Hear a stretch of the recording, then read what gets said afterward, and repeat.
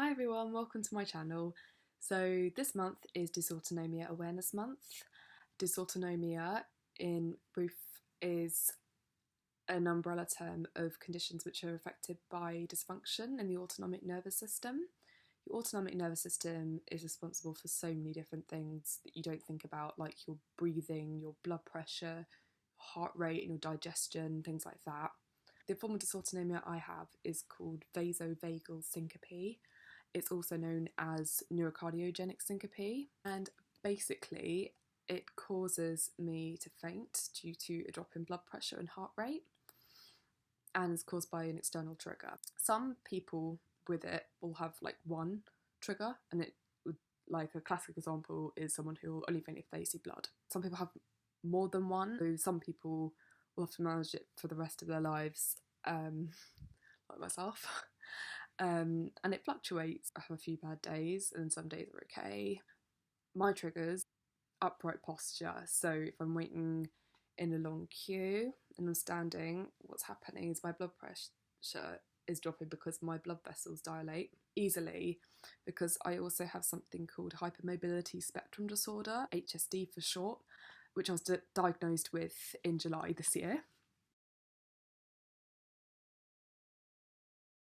I'll be making a separate video about what HSD is. My blood vessels will dilate and the blood will pool down to my feet and my hands, so my extremities. As I get a number of symptoms, I get lightheaded, I feel nauseous, I go a bit clammy, I feel kind of hot, like around my neck, and I feel a bit cold as well, especially in my stomach, and my heart starts beating really quickly to compensate with the drop in blood pressure. It's my heart's attempt at trying to pump the blood back up to my brain, but of course it isn't happening because my blood pressure is going too low. And then what happens is that if you don't sit down or lay on the floor, you will end up passing out. Right before I faint, I get tunnel vision and I see black spots in front of my eyes.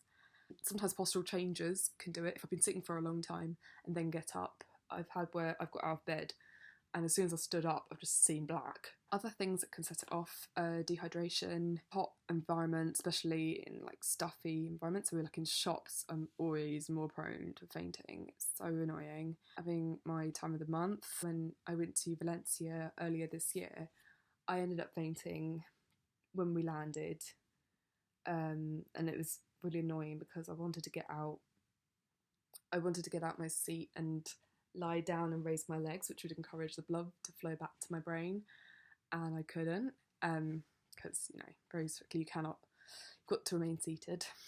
And yeah, I ended up fainting.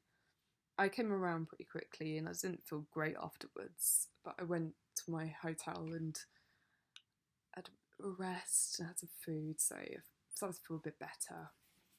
So yeah, this is what I deal with every single day. There are a number of different ways I manage. I know it sounds excessive, but I drink 3 litres of water a day, and I also have to add salt to my diet. When you eat salt and you drink a lot of water, it helps the fluid retain in your bloodstream, in your vessels, making you more hydrated. Because if you just drank water, you would just piss it out, and you're not staying hydrated. It's just leaving your body all the time, or you're sweating it out. It doesn't stay. Trying to avoid triggers. So, for example, I work as a retail assistant, and I used to work on tills, and that's no more now because nearly every time I'd go on the tills, I would faint, or I would start fainting, and I'd have to get someone to help me.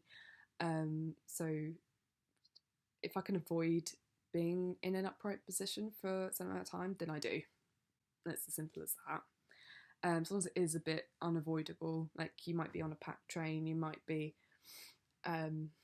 stuck in a long queue. Sometimes you will find times that you will have to stand for a long time.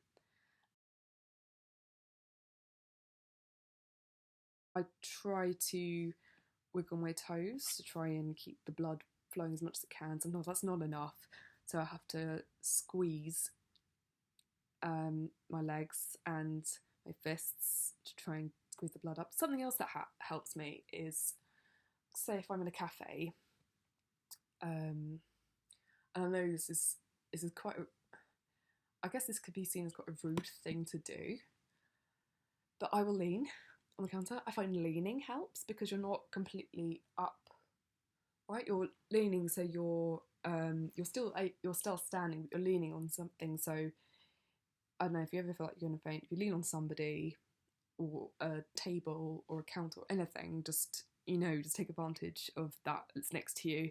I mean, I wouldn't recommend doing it to a complete stranger, but certainly it will help you not faint. And sometimes I've had to just sit straight on the floor.